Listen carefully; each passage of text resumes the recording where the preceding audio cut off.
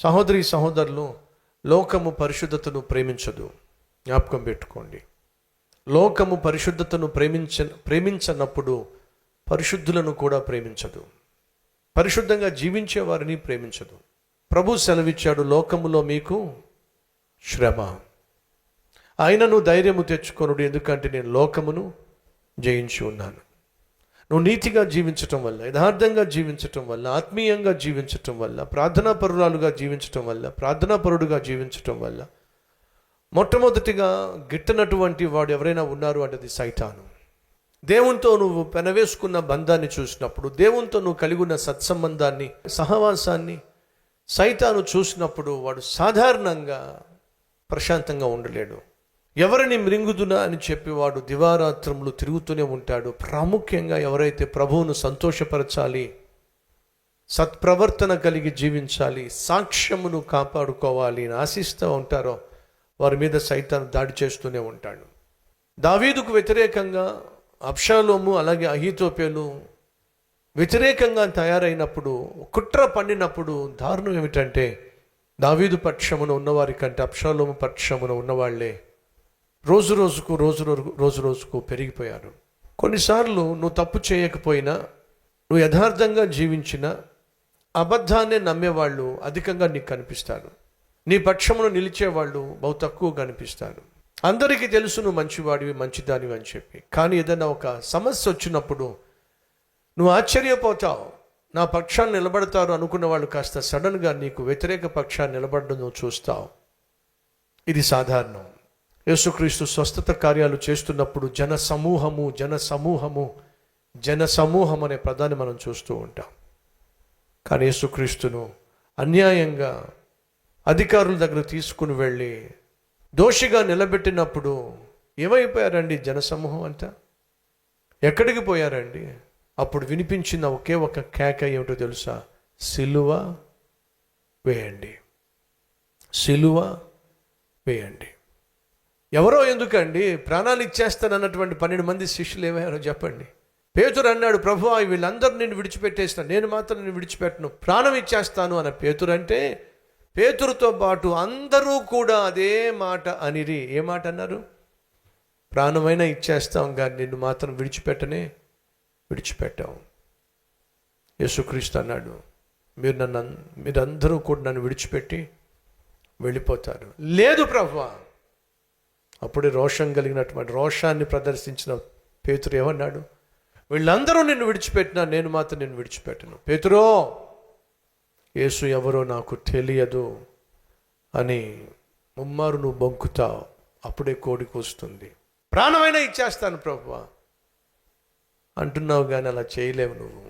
సహోదరి సహోదరులు, ఎవరో ఎందుకు చెప్పండి? సాక్షాత్తు యేసుక్రీస్తు ఏర్పరచుకున్న, ఎన్నుకున్న, బహుగా ప్రేమించినటువంటి శిష్యులే చివరి రోజు వచ్చేసరికి యేసయ్యను ఒంటరిగా చేసి పారిపోయారండి. ఒక్కడు కూడా మిగలలేదండి గెత్సేమనే తోటలో. కాబట్టి సహోదరి సహోదరులు, మీ జీవిత యాత్రలో, మన ఆత్మీయ ప్రయాణంలో మనం నమ్మినటువంటి వాళ్ళే సడన్గా మాయమైపోయినటువంటి పరిస్థితి దాపురించినప్పుడు ఆశ్చర్యపడకండి. నువ్వు ఎవరినైతే బహుగా నమ్మి నువ్వు ఆధారపడతావో ఆ వ్యక్తి నిన్ను అనాథగా చేసి వెళ్ళిపోయినప్పుడు ఆశ్చర్యపడద్దు. మోసపోయానో, అన్యాయం జరిగిందనో ఏడవడం వల్ల ప్రయోజనం లేదు. ఎందుకంటే దావీదు జీవితంలో అటువంటి పరిస్థితి దాపురించింది. అన్యాయానికి ఎక్కువ మంది మగ్గు చూపించటం, న్యాయాన్ని పక్కన పెట్టేయటం మనం చూస్తున్నాం. జరిగింది ఏమిటి? 13వ వచనము, ఇశ్రాయేలీయులు అబ్షాలోము పక్షమున వహించిరని దావీదునకు వర్తమానము రాగా, దావీదు యెరూషలేమునందున్న తన సేవకులందరికీ ఇలాగ ఆజ్ఞ ఇచ్చాను, అబ్షాలోము చేతిలో నుండి మనము తప్పించుకొని రక్షణ పొందలేము. అదేమిటి? అబ్షాలోము చేతిలో నుండి మనం తప్పించుకొని వెళ్ళలేము. ఒకవేళ నేను కానీ అక్కడ ఉండి దావీదును, అదేంటి రాజా, నువ్వు మహాబలుడు కదా, గొల్లియాతును చంపిన వాడివి కదా, ఫిలిష్తీయులను మట్టి కరిపించిన వాడివి కదా, నీ అంత యుద్ధ వీరుడు శూరుడు మన దేశంలో ఎవ్వరూ లేరు కదా, అబ్షాలోము చేతిలో నువ్వు తప్పించుకోనలేమని చెప్పి అంటున్నావేమిటి? నువ్వు కళ్ళు ఎర్రజేస్తే చాలు, కత్తి దూస్తే చాలు, ఒక్కడు కూడా మిగలు రాజా అని అనేవాడినేమో. ఇప్పుడు దావీదు అంటాడు, ఎవరినైనా చంపేస్తా, ఎవరినైనా మట్టి కరిపించేస్తా. ఈరోజు నాకు వచ్చిన సమస్య శత్రువుతో కాదు. ఈరోజు నాకు వచ్చిన సమస్య పెనవేసుకున్న పేగుబంధంతో. కాబట్టి తట్టుకోలేకపోతున్నాను, కాబట్టి ఎదుర్కోలేకపోతున్నాను, కాబట్టే నా కుమారుడిని చంపటం కంటే వాడి చేతిలో చావటమే బెటర్ అనే పరిస్థితికి వచ్చేసాను. చనిపోవడం కన్నా ఇంకొక మార్గం ఉంది. అదేమిటంటే కనిపించకుండా పోవడం. దాన్ని దావీదు ఆ రోజు ఏర్పరచుకున్నాడు. ఈరోజు మన మధ్య ఎవరైనా ఉన్నారా? ఇందాక అడిగినట్టుగా మళ్ళీ అడుగుతున్నాను. ఈరోజు సమస్య కత్తితో కాదు, ఈరోజు సమస్య కడుపు కోతతో ఉన్నారా? దావీదు అటువంటి పరిస్థితి గుండానే వెళ్ళాడు. అంటున్నాడు దావీదు, నా శత్రువులు ఎంతమంది అయినప్పటికీ కూడా యెహోవా నన్ను రక్షించునో. ఈరోజు నీ కష్టం ఏదైనప్పటికీ, నువ్వు కలిగి ఉన్న శ్రమ ఏదైనప్పటికీ, నీ పరిస్థితి ఏదైనప్పటికీ, నీ అనారోగ్య సమస్య ఎంత తీవ్రమైనప్పటికీ, నువ్వు నమ్మినట్లయితే దేవుని మహిమను చూస్తావు.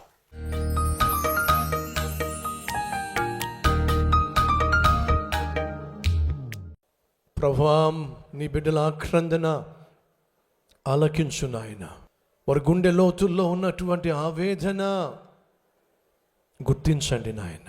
మాలో ఉన్న భయమును, దిగులును నాయన తొలగించండి అయ్యా. ఈ సమయంలో నీ సన్నిధిలో నీ బిడ్డలు చేస్తున్న ప్రార్థన ఆలకించి అద్భుతమైన జవాబును దయచేయము నాయన. వారి కుటుంబంలో ఉన్న ప్రతి సమస్యకు పరిష్కారం, ఉద్యోగంలో ఉన్న ప్రతి సమస్యకు పరిష్కారం, బిడ్డలతో, భర్తతో, భార్యతో నాయన ఉన్న ప్రతి ఒక్కరి సమస్యకు పరిష్కారం మీరు అనుగ్రహించి మీ నామాన్ని మహింపరచుకోండి. యేసు నామం పేరట వేడుకుంటున్నాం తండ్రి, ఆమెన్.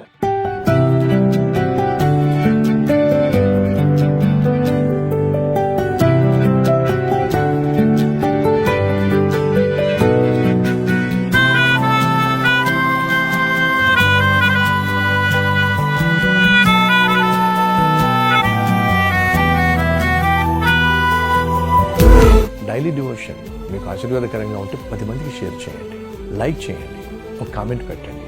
దేవుడు మీకు తోడై ఉండును గాక. షలోమ్.